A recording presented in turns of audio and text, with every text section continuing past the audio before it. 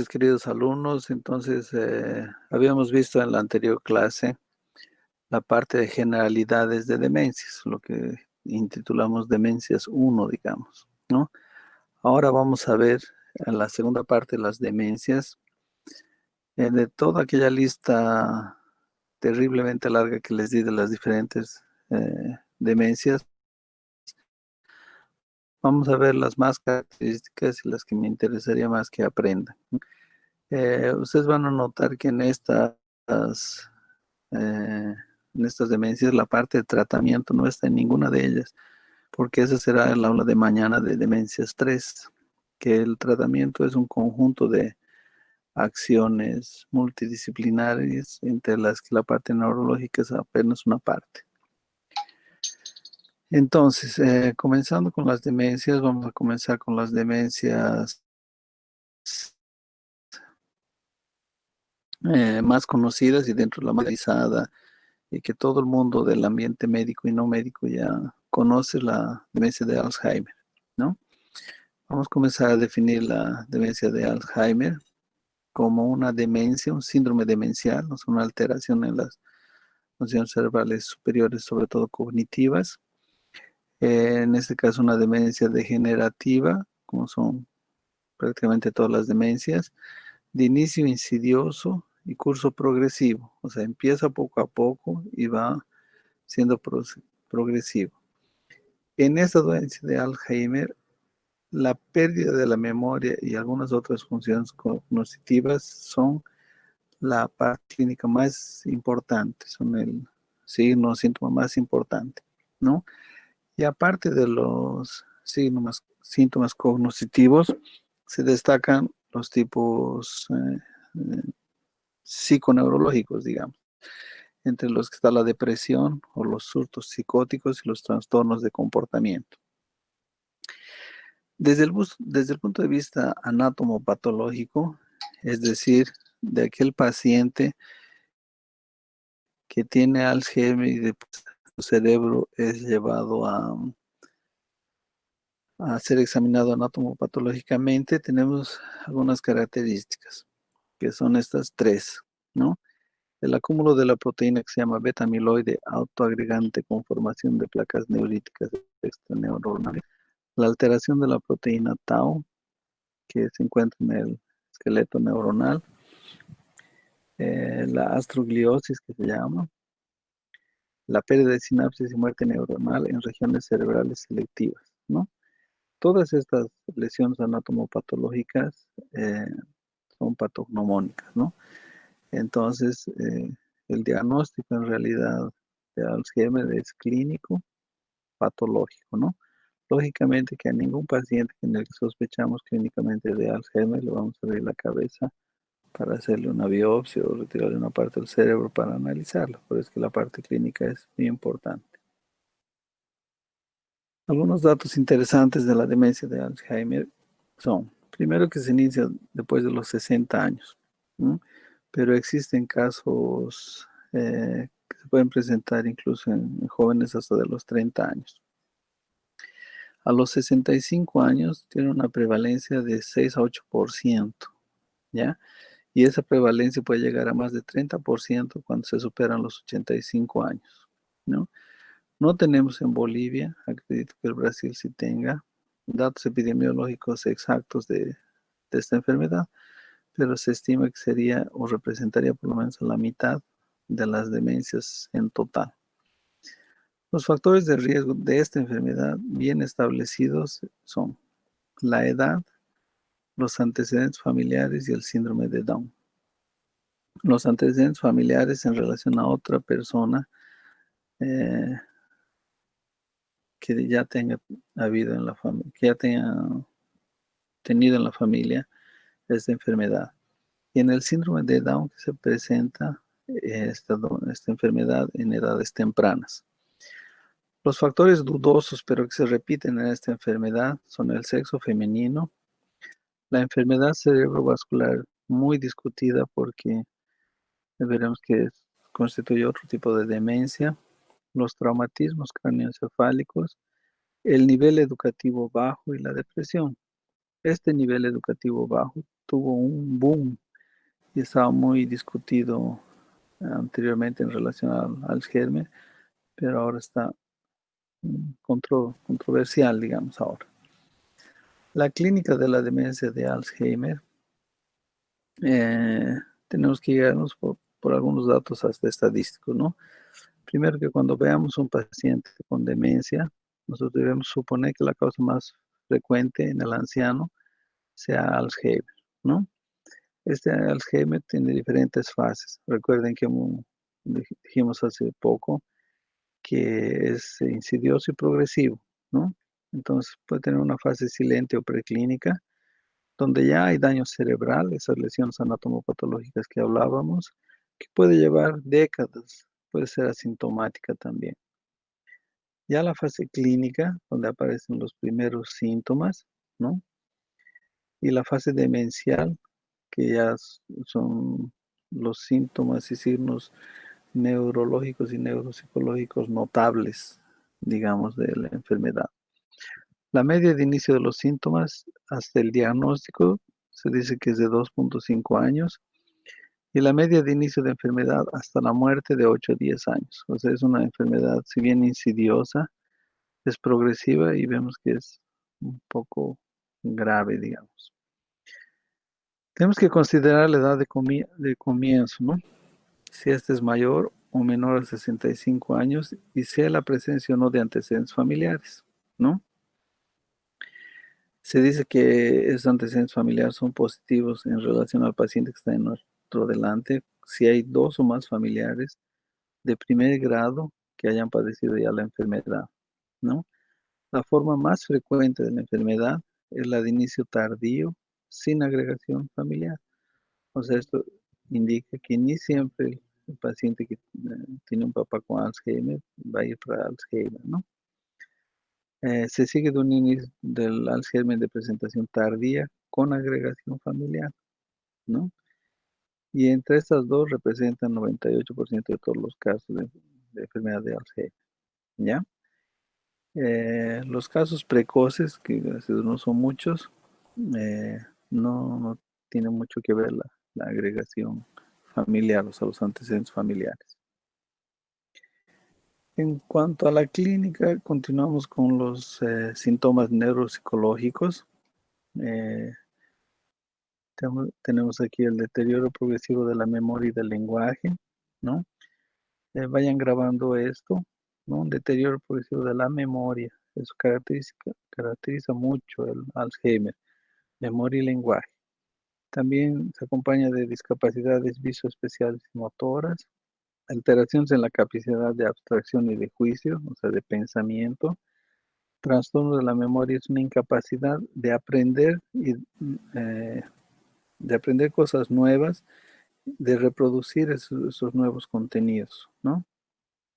La memoria de reconocimiento está alterada y la memoria remota está menos alterada que la reciente, recordando que en general las demencias y Alzheimer sobre todo son aquellos que pueden hasta recordar bien cosas pasadas, muy pasadas, ¿no? Pero en estadios avanzados de la enfermedad no se acuerdan que tomaron de desayuno, que almorzaron. La desorientación en principio es temporal y posteriormente topográfica y personal, ¿no? O sea, no reconocen partes del cuerpo también. La alteración del lenguaje se caracteriza por afasia nominal. Recuerden que en el examen físico neurológico habíamos hablado de la afasia nominal. O sea, a veces pueden saber para qué sirve una cosa, pero son incapaces de decir el nombre del objeto, ¿no? Hay una pérdida de la afluencia del lenguaje, una tendencia a la repetición y un deterioro progresivo de la comprensión y la ecolalia, ¿no? Se repiten las cosas continuamente, o sea, sílabas continuamente. Los trastornos motores incluyen la dispraxia o apraxia, que puede ser, recuerden, motora o idiomotora, como habíamos visto en el examen neurológico, y también visoespacial. A veces esta apraxia de, de comer, digamos así, y de hablar, son tan graves que llevan al paciente a un deterioro progresivo rápido, ¿no? En realidad, en esto del lenguaje puede llegar hasta la bulia cognitiva. En la agnosia, o sea, la capacidad, y en este caso la incapacidad de reconocer cosas, se da sobre todo con objetos y caras. Y es una de las razones por que el paciente con Alzheimer, no reconoce a veces los familiares, fundamentalmente, ¿no? Los síntomas psiquiátricos son muy frecuentes en el Alzheimer, en los que se destaca el cambio de personalidad, algunos son muy apáticos, hay disminución del interés, son pacientes depresivos hasta en un 85% de los casos, trastornos del contenido del pensamiento, pueden venir hasta el 30%, alucinaciones, deambulación incontrolada 70%, los pacientes que no paran de andar en la casa, van de un lado al otro, de un cuarto al otro, etcétera. Trastornos del sueño, del apetito y del impulso sexual también existe. Entre los síntomas neurológicos más puros, digamos, estos ya son más tardíos, existe una rigidez generalizada, hay incapacidad para la marcha, no de gluten, se atora muy fácilmente, ya tienen incontinencia vesical, anal, y aparecen los reflejos primitivos, los de prensión y los de succión, ¿no? O sea, le agarran la manito y él les prende el dedo, les prende la mano, y cuando estimulan también el mentón o cerca del labio, ellos empiezan a succionar. Las mioclonías pueden aparecer frecuentemente y pueden tener crisis convulsivas hasta en un 15%. Algunos se destacan por un síndrome que se llama el síndrome de Kluver-Bucy, que tiene una triada que es hiperoralidad, hiperfagia, hipersexualidad. ¿Ok? Frecuentemente estos pacientes mueren porque se aspiran, se atoran, ¿no?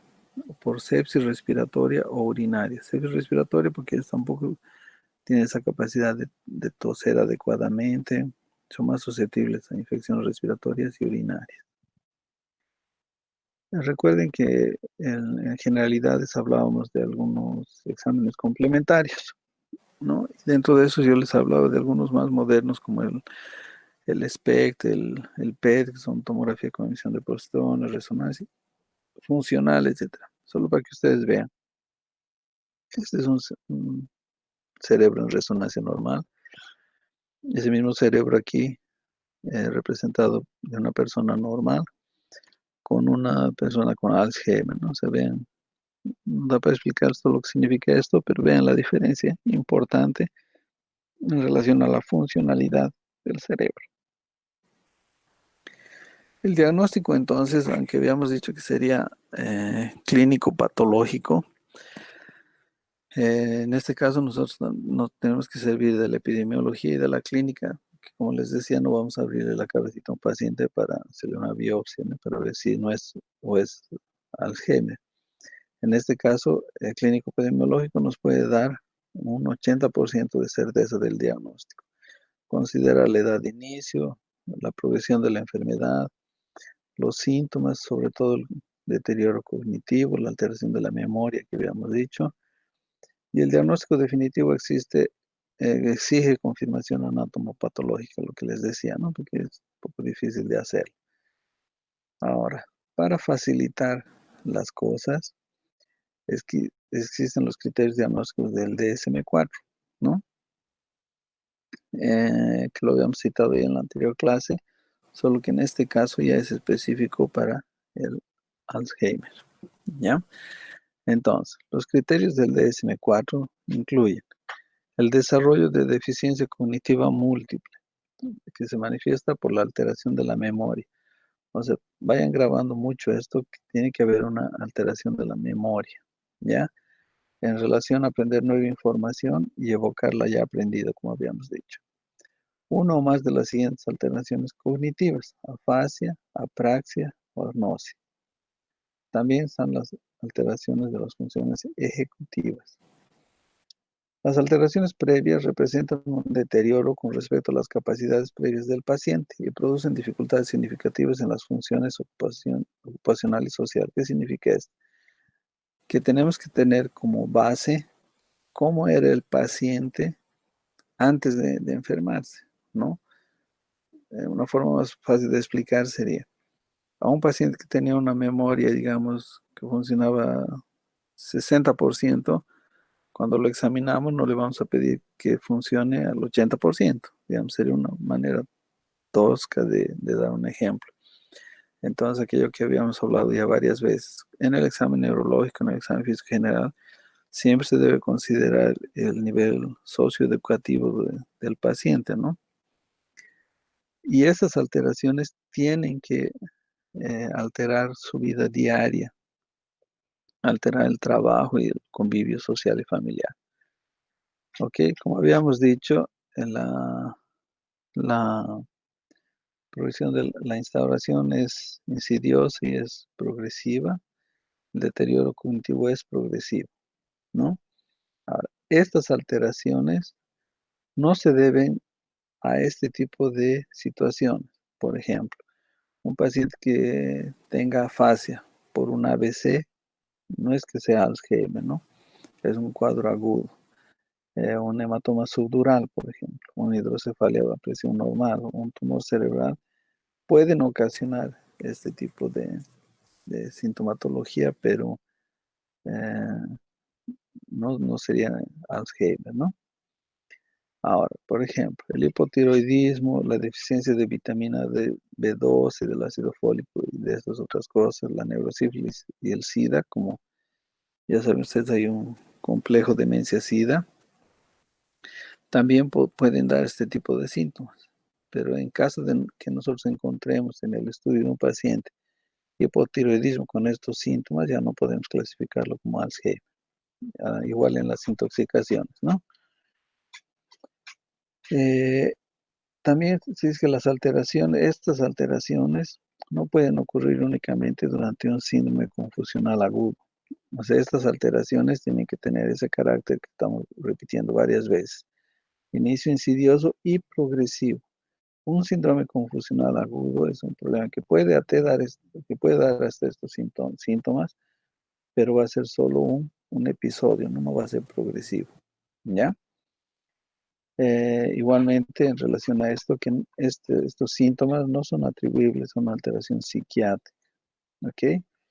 Por ejemplo, una depresión mayor, es lo que habíamos hablado en la clase anterior, un depresivo extremo, profundo, que no nos quiera hablar, por ejemplo, no vamos a decir que está alterada su memoria y que tiene Alzheimer, ¿no? O un esquizofrénico que aparentemente tenga agnosia o tenga alucinaciones, etcétera, no vamos a decir que es un Alzheimer, ¿ok? Eh, el Código Internacional de Enfermedades eh, exige que por lo menos estos síntomas duren 6 meses, o sea, repitiendo que es progresivo, insidioso y progresivo, ¿ok? Entonces, eso en relación a la demencia de Alzheimer. Cosas para destacar es que es más frecuente, que tiene que tener alteración de la memoria, ¿no? Y que hay y todos los síntomas cognitivos y neuropsicológicos, ¿ok? Entonces, otra demencia bastante frecuencia, con que se presenta con bastante frecuencia, es la demencia vascular. La demencia vascular se define como una demencia que viene por causa de lesiones cerebrales vasculares. O sea, es una enfermedad vascular que causa lesiones cerebrales o alteraciones cognitivas múltiples. Esta demencia es causada por una lesión vascular cerebral. Esta lesión vascular cerebral puede ser de tres tipos, ¿ok? Isquémico, hemorrágico o hipóxico. Este hipóxico también en algunas puede ser llamado de otra forma que sería hemodinámico.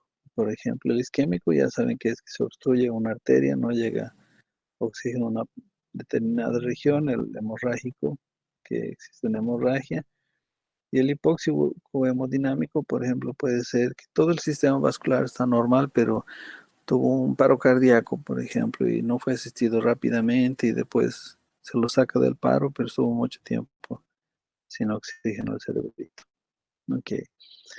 Esta enfermedad vascular va a dar los síntomas dependiendo del lugar donde se va a producir el daño. Entonces, por eso que tiene diversa sintomatología, ¿no? La fisiopatología es variada, lógicamente son tres eventos diferentes. La patogenia es multifactorial y en la patología vascular heterogénea, o sea, no son todos los mismos hallazgos patológicos que encontramos en todos los pacientes. Algunos la consideran como una complicación tardía de las diversas enfermedades vasculares eh, cerebrales, ¿no? Entonces, se habla que podría hacerse una prevención primaria y secundaria, eso lo vamos a ver un poquito después en la parte de tratamiento. Entonces, con esos datos que les di anteriormente, podemos clasificar la demencia vascular en isquémicas, y las isquémicas a su vez en cortical, que es la que da demencia multiinfarto, o sea, corteza cerebral estamos hablando, demencia multiinfarto, demencia por infarto estratégico y demencia por enfermedad de pequeños vasos. O sea, si nuestro cerebro tiene varios infartos cerebrales, vamos a ir perdiendo varias funciones, entre ellas las cognitivas, vamos a tener afasia, apraxia, pero en este caso se va a deber a estos múltiples infartos. La demencia por infarto estratégico es una demencia que se produce por un infarto localizado en una región cerebral muy importante, digamos, o que tenga que ver mucho con las funciones cognitivas. La demencia por enfermedad de pequeños vasos es una alteración global que da alteración global del cerebro. La subcortical, estamos hablando de sustancia blanca, tenemos la leucoencefalopatía subcortical arteriosclerótica, que es la llamada enfermedad de Binswanger, que es un tipo de demencia específica también. El estado lacunar y las angiopatías hereditarias. Entonces, las isquémicas, ¿no? Las isquémico-hipóxicas se dividen en infartos incompletos de sustancia blanca y en infartos de zona frontera. Las hemorrágicas, ¿no? El hematoma subdural crónico, indiscutible, la hemorragia subaracnoidea, el hematoma cerebral, que generalmente viene por angiopatía amiloidea. Y un cuarto grupo de combinadas, ¿no? Puede ser un isquémico cortical con subcortical, un infarto completo de la sustancia blanca con una demencia multiinfarto, etc.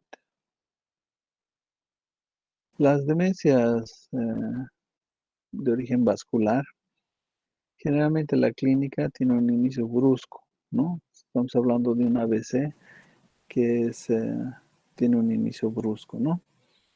El curso puede ser fluctuante, porque, por ejemplo, en algunos casos de hemorragia cerebral se reabsorbe el hematoma, existe una mejoría, después se quedan las secuelas. Entonces, el curso puede ser fluctuante.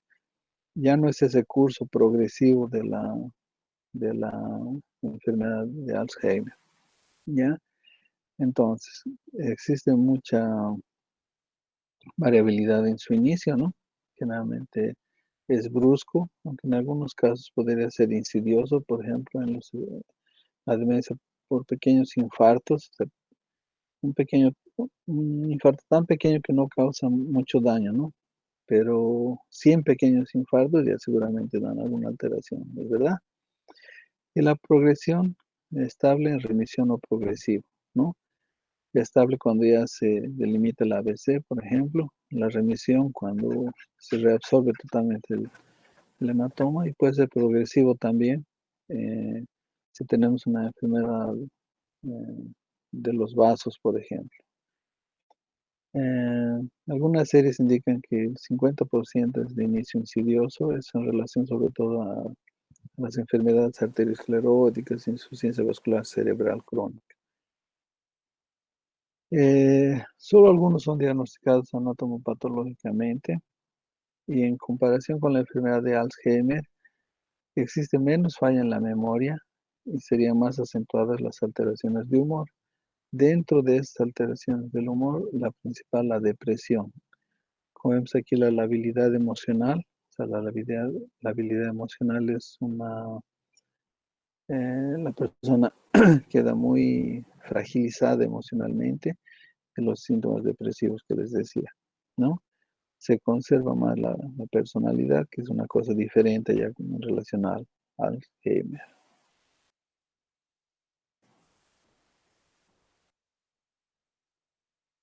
Entonces, dentro de la clínica continuamos, ¿no?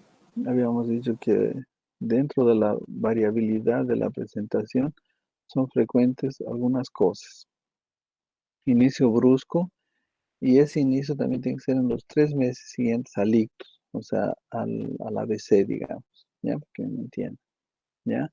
El curso puede ser escalonado, tiene que haber, o sea, generalmente hay síntomas neurológicos focales, eso quiere decir que al ABC, los varios infartos, las hemorragias, aparte de causar demencia, o trastorno de las funciones cerebrales superiores, van a producir una hemiparesia, un trastorno del lenguaje, etcétera, o sea, signos neurológicos focales, ¿no? La depresión y la habilidad emocional que habíamos mencionado, y los signos neurológicos, ¿no? En relación siempre al ABC, ¿no?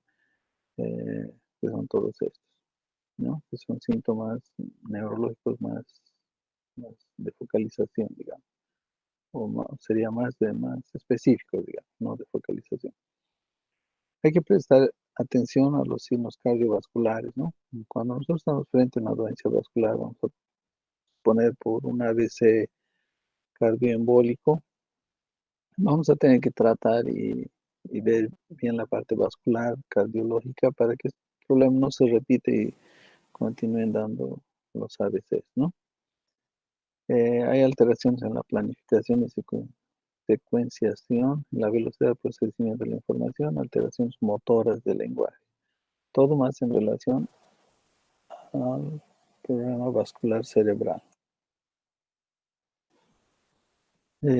Habíamos dicho del Alzheimer que puede llegar al 50% en algunas series la frecuencia, ¿no? Y esta, en diferentes series que puede ver, tiene una prevalencia de 3 al 20%. Pero sería la segunda causa de demencia después de enfermedad de Alzheimer y puede alcanzar el 25% de los casos, ¿no? En el Japón, por ejemplo, llega al 50% de las demencias, ¿ya? ¿Esto por qué? Porque en el Japón también las enfermedades cardiovasculares son muy importantes, ¿no?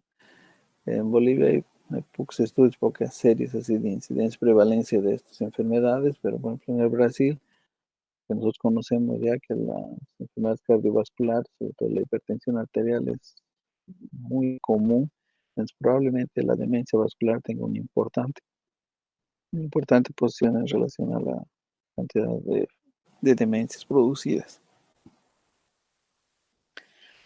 En cuanto a los factores de riesgo, se repiten algunos que ya habíamos mencionado en generalidades, ¿no? Edad avanzada, la cardioesclerosis, la esclerosis de los vasos es progresiva, ¿no? La hipertensión arterial, súper reconocida como factor de riesgo para ABC, la historia previa de ictus, ¿no? De un daño vascular cerebral, la diabetes, el alcohol y el tabaquismo muy importantes, las cardiopatías, obesidad, hematocrito elevado, situaciones sanguíneas de hipercoagulabilidad, las hiperlipemias, colesterol, triglicéridos altos. Una cosa que me parece importante aquí, la exposición a pesticidas. En nuestra región frecuentemente vemos llegando a emergencias, a un socorro, pacientes polisintomáticos que tuvieron exposición a pesticidas. y algunos dicen que es más frecuente en el sexo masculino. Continuando con las demencias vasculares, ¿cómo llegamos al diagnóstico? El diagnóstico es un síndrome demencial, ¿no? Un síndrome demencial. La información clínica es importante, o sea, el antecedente de ictus, de ABC, etcétera, y tenemos que hacer una historia clínica completa, ¿no? El examen físico general, cardiovascular y neurológico obviamente son muy importantes y tenemos que tener las pruebas de neuroimagen, ¿no? Múltiples lesiones vasculares, secuelas de ABC en las tomografías, eh, etcétera. También tenemos que considerar las pruebas hemodinámicas, entre estas el ecodoppler carotidio, la ecocardiografía, para saber dónde pueden estar viniendo estas alteraciones eh, cerebrovasculares, ¿no? Lógicamente, en el diagnóstico también debemos identificar situaciones que habíamos visto anteriormente, eh, hipercolesterolemia, dislipidemias, hematocrito aumentado, todo ese conjunto, junto con este síndrome demencial, nos van a ayudar a hacer el diagnóstico de demencia vascular. El DSM-4 también, ¿no? El manual que ya habíamos citado anteriormente, eh, tiene unos criterios, ¿no? Deterioro de la memoria a corto y largo plazo, uno o más de las siguientes alteraciones cognitivas, afasia, praxia, agnosia, ¿no? Deterioro de la función ejecutiva en la planificación, organización, secuenciación y abstracción. Cuadro produce un deterioro significativo en plano laboral y social. Vean que esto de las demencias es común. Los síntomas tienen que ser capaces de afectar la vida laboral, social, familiar del paciente, ¿no? Hasta ahí está bien parecido con la parte de Alzheimer, ¿no? Pero aquí ya tiene una cosa que sale más, se sobresale más. La presencia de signos y síntomas focales neurológicos como hiperreflexia, reflejo plantar sin extensión, ataxia, monoparesias, semiparesias y pruebas indicativas de enfermedad cerebrovascular, tomografía, ecodoppler carotido, cardiograma, etcétera. Y una cosa similar a la anterior, que los déficits no deben aparecer en el curso de un delirio. El delirio es una cosa aguda, eh, que va a ser solamente una crisis, digamos, un surto, una crisis, pero estos a veces son más progresivos, estas demencias son más progresivas. Y recordar también que tanto en el Alzheimer como en la demencia vascular puede haber surtos de delirio, pero estos son una parte de la progresión de la enfermedad, no es un evento aislado. También existen los criterios NINS, que son del Instituto Nacional de Enfermedades Neurológicas y de ABC, que son los siguientes, ¿no? Ellos indican que los criterios para el diagnóstico probable, clínico probable, incluyen todos estos. Un síndrome demencial, se caracteriza por un deterioro cognitivo. Nuevamente hablamos de alteraciones en la memoria, orientación, atención, lenguaje, función visoespaciales, ejecutivas, apraxias, agnosias, ¿no? Nuevamente dice que tiene que ser intenso para interferir en las actividades de la vida diaria. Y los criterios de exclusión son eh, trastornos de la conciencia, delirio, psicosis, eh, o alguna otra cosa que impida la evaluación neuropsicológica, como un esquizofrénico, por ejemplo, ¿no? Eh, otras enfermedades que excluyen son los trastornos generalizados, como la enfermedad de Alzheimer, eh, que no pueden explicar el déficit de la memoria y los síntomas cognitivos. Otro criterio diagnóstico es que tiene que demostrarse, aparte de la presencia de los signos focales neurológicos, tiene que demostrarse en la neuroimagen, tomografía de resonancia magnética, ese daño cerebrovascular. La relación entre la demencia y la patología cerebrovascular tiene que manifestarse, o tiene que inferirse por la presencia de uno de los siguientes. Tiene que ser la aparición durante los 3 meses siguientes al ictus, al accidente cerebrovascular, y el deterioro tiene que ser repentino, como habíamos dicho. Puede ser progresión fluctuante, pero generalmente es de inicio brusco. Eh, las características clínicas compatibles con el diagnóstico de probable demencia vascular son los trastornos de la marcha temprana, sin inestabilidad y caídas frecuentes, síntomas urinarios no explicables por alteración neurológica, incontinencia, parálisis cerebral, cambios de la personalidad y del humor, ¿no? En esto del humor, como he visto varias veces, depresión, ¿no? Incontinencia o labilidad emocional y otros déficits subcorticales como el retraso psicomotor y función ejecutiva anormal. Ahora, ¿qué características hacen el diagnóstico dudoso o poco probable según el DSM-4? Inicio temprano del déficit de memoria y empeoramiento progresivo de la memoria, ausencia de signos neurológicos focales, ausencia de lesiones cerebrales en neuroimagen. O sea, todo lo que habíamos dicho que es probable se hace dudoso en este acapte, ¿ya? Ahora, el diagnóstico de posible demencia vascular se hace cuando existe demencia con signos focales, ¿no? En pacientes sin estudio de neuroimagen, ausencia de clara relación temporal entre la demencia y el accidente cerebrovascular, inicio insidioso y curso variable de los déficits cognitivos con indicios de trastorno cerebrovascular asociado. Los criterios para el diagnóstico definitivo se ven que hemos visto: probable, no probable, posible y definitivo, ¿no? En la clasificación.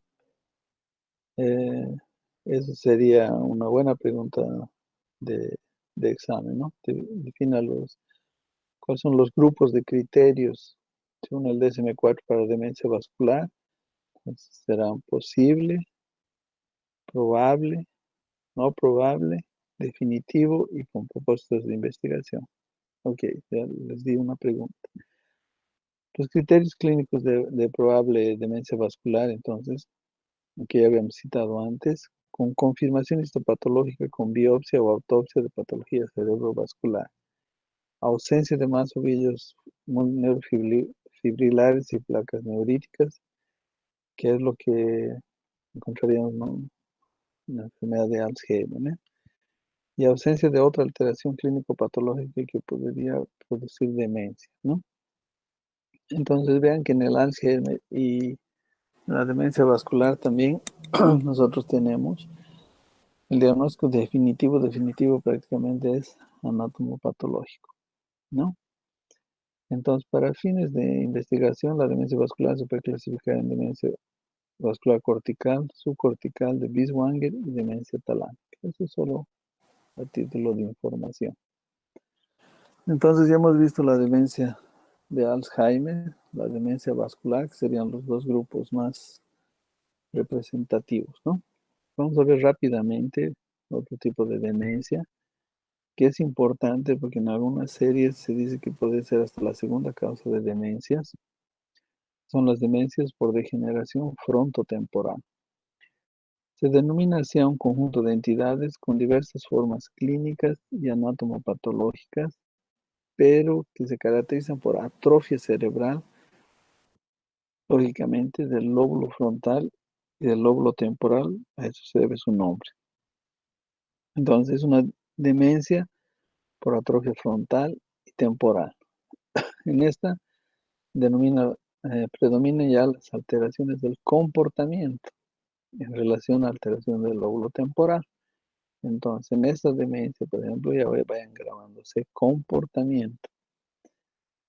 Alteraciones del lenguaje y trastornos de funciones ejecutivas por la alteración del frontal.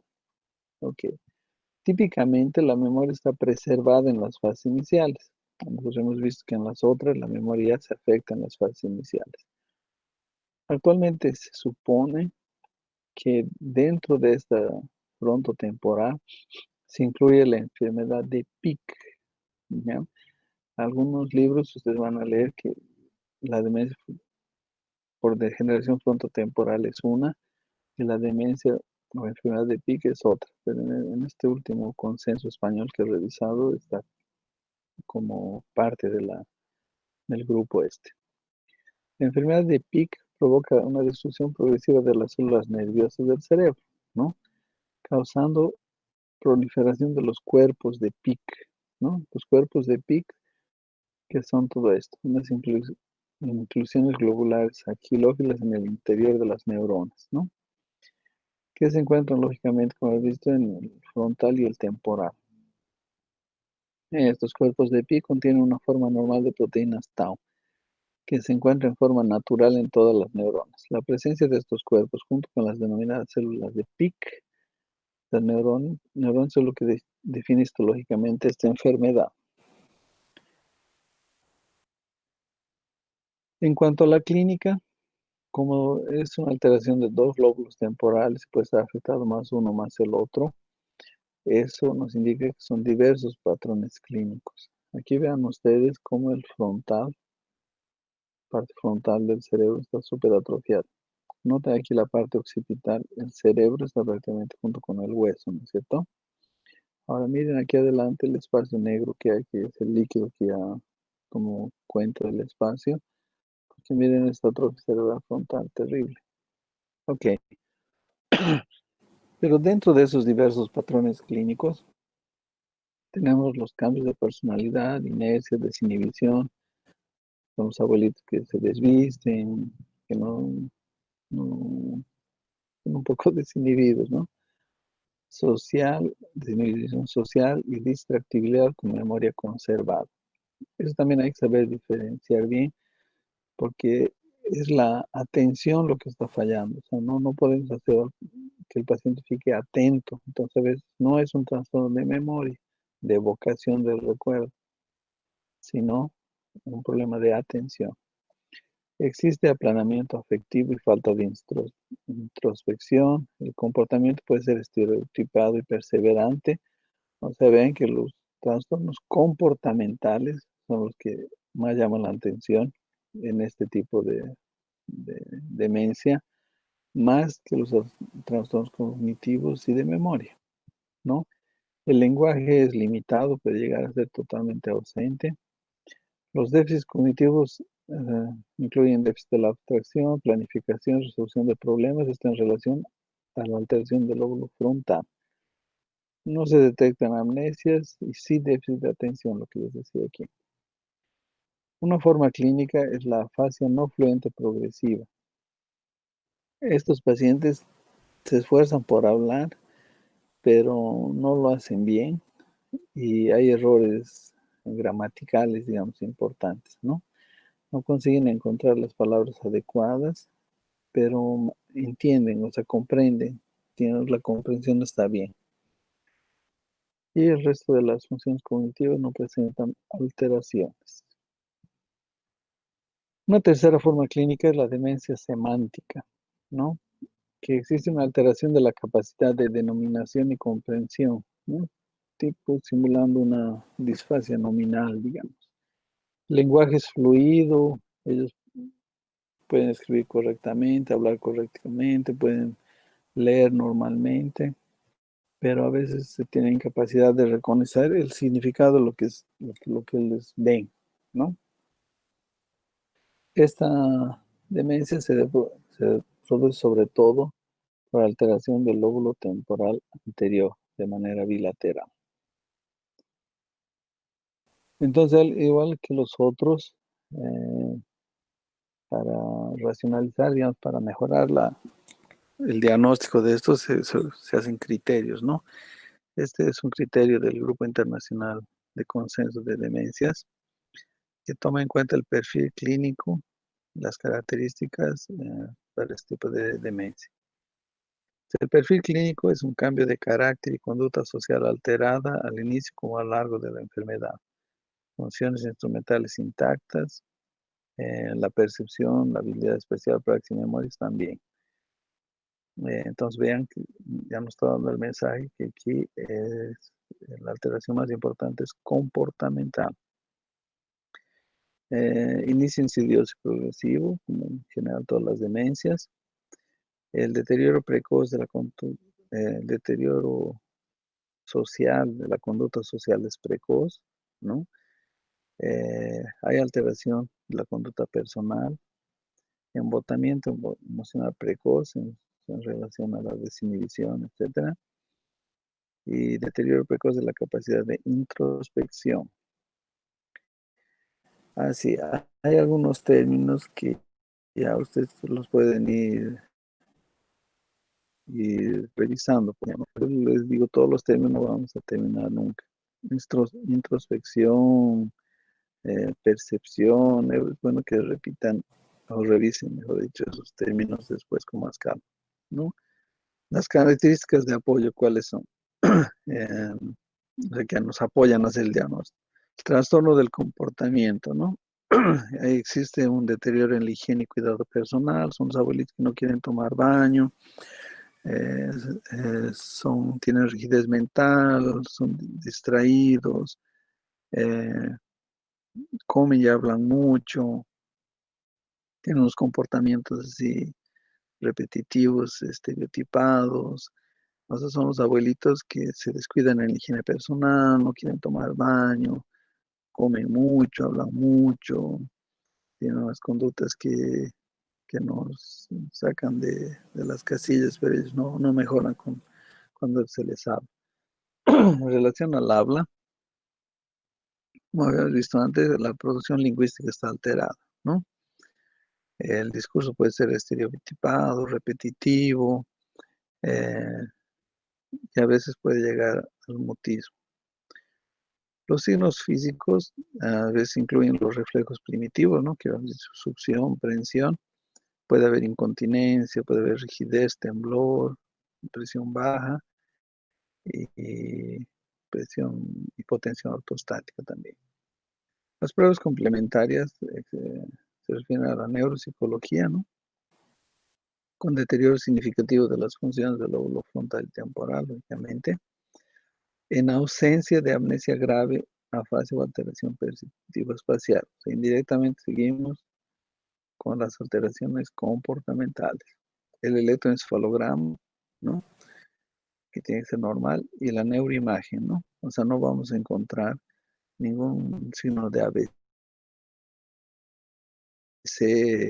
tenemos que confirmar las alteraciones, sobre todo de atrofia, en el lóbulo frontal y temporal anterior. ¿Cuáles son las características que van a excluir este diagnóstico, no? Inicio abrupto, como en general todas las lesiones menos la vascular, lesiones en la cabeza, o sea, traumas, grave amnesia, desorientación espacial, apraxia, eh, discurso logoclónico, mioclonías, déficit cortico-vulvar, ataxia cerebelosa, coreatetosis. O sea, estas son algunas lesiones o cuadros clínicos que no tienen ese trastorno comportamental tan clásico, ¿no? Y lógicamente el electroencefalograma muy patológico y la neuroimagen que no nos tiene que demostrar esa alteración frontotemporal, más no nos tiene que mostrar otro tipo como infartos múltiples, no tiene que haber eh, lesiones de esclerosis múltiple, lesiones del complejo de demencia SIDA, de sífilis o alguna otra, ¿no? Y relativas, historia de alcoholismo crónico, hipertensión y de enfermedad vascular como angina de pecho, claudicación intermitente. Entonces ven aquí, por ejemplo, una imagen de un cerebro de perfil, ¿no es cierto? ¿No? en el que la parte frontal está ok, ¿no? Ahora vean aquí cómo ya está más negrito, digamos aquí, porque hay una degeneración frontal, sobre todo aquí, ¿ya? Ok. La demencia por cuerpos de Lewy, si bien no es tan frecuente, es importante de mencionarla, es un síndrome demencial que se acompaña histológicamente por la presencia de cuerpos de Lewy, que están diseminados en la corteza cerebral o en otras regiones del cerebro. Se parece con las otras enfermedades neurodegenerativas, sobre todo con el Alzheimer, ¿no? Y con el Parkinson. Algunos indican que podría ser una variante de la enfermedad de Alzheimer, ¿no? ¿Cuáles serían las diferencias con este? Que tiene un predominio franco en varones, la evolución es más rápida, existen síntomas parkinsonianos, temblor, rigidez, existe una sintomatología psicótica precoz, que en el Alzheimer es progresiva, y aquí existen fluctuaciones del nivel de la conciencia, ¿no? Hay algunos casos que son clínicamente idénticos, por eso se pensaba que podría ser una variante de la enfermedad de Alzheimer, pero es casi idéntico, son confirmados por histopatología, que no tiene las lesiones histopatológicas que tiene el Alzheimer. Entonces, la demencia por cuerpos de Lewy, que les traje una imagen histopatológica, tiene que haber el hallazgo histológico definitorio. O sea, estamos volviendo a ver que esta demencia probablemente sea diagnosticada al final de cuentas solo en la necropsia, ¿no? De la dolencia de cuerpos de Lewy, la presencia en las neuronas corticales de los denominados cuerpos de Lewy, que son inclusiones citoplasmáticas eosinofílicas redondeadas, cuyo principal componente es el alfa-ácido nucleico, además de ubiquitina y proteínas de neurofilamento. Ok, la clínica, entonces aquí una característica importante sería que es un síndrome demencial como las otras, con fluctuaciones del nivel de conciencia, síntomas psicóticos, sobre todo alucinaciones, sobre todo visual y algunas con mucha articulación y un relato muy vívido. O sea, esto puede incluso simular un surto psicótico, ¿no? Entonces traten de recordar esto. Síndrome demencial con fluctuaciones del nivel de conciencia. Esto tiene una hipersensibilidad a los neurolépticos que suelen utilizarse, ¿no? Para tratamiento de delirio, que es que llegan a emergencias delirando con un surto psicótico, pero en este caso deben evitarse, ¿no? Es ahí importancia de hacer una correcta anamnesis, un examen físico. Este tiene que tener signos parkinsonianos, ¿no? O estos pueden ser anteriores a la demencia, ¿no? Tanto así que el primer diagnóstico puede ser enfermedad de Parkinson, ¿no? Y no serlo, ¿no? Ser esta demencia por presencia de cuerpos de Lewy, ¿ya? Entonces, cuando se diagnostica esta enfermedad de Parkinson, se inicia la levodopa o otros agonistas dopaminérgicos, la respuesta no es tan buena como lo es al inicio del tratamiento de la enfermedad de Parkinson. Su prevalencia varía notablemente, ¿no? De 20 a 30% de los casos, cuando se usa el criterio patológico, o sea, la mesa de la necropsia, ¿no? Y algunos dicen que puede ser el segundo puesto entre las demencias degenerativas del anciano. Y nosotros habíamos dicho que en muchas series donde en los países existe mucha enfermedad cerebrovascular, sería la demencia vascular, ¿no? Criterios para diagnóstico son estos de aquí, ¿no? Deterioro cognitivo progresivo. eh, Conseguimos que las demencias afectan la vida social, familiar, ocupacional. Al inicio la alteración de la memoria puede ser leve, la atención está bastante afectada, ¿no?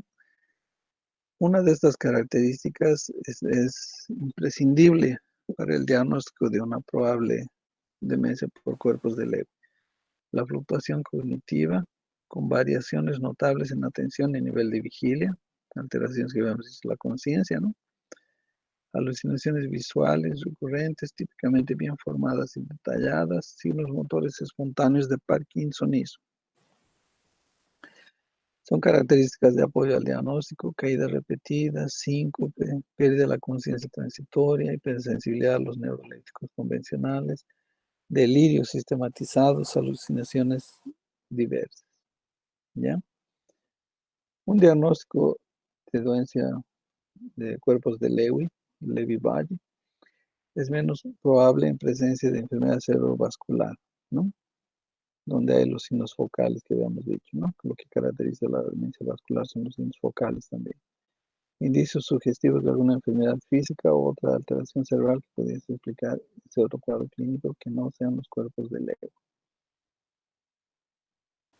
Y vemos ahora la enfermedad de Parkinson. La demencia por enfermedad de Parkinson. Entonces, la definición es más fácil en este caso, no es un síndrome demencial que acompaña en ocasiones a la enfermedad de Parkinson idiopática. ¿Ok? Entonces, el riesgo de demencia en la enfermedad de Parkinson es muy superior a la encontrada en individuos con la misma edad sin Parkinson, ¿no? Entonces, quiere decir que los pacientes que tienen Parkinson tienen mayor posibilidad de hacer demencia que los que no tienen Parkinson.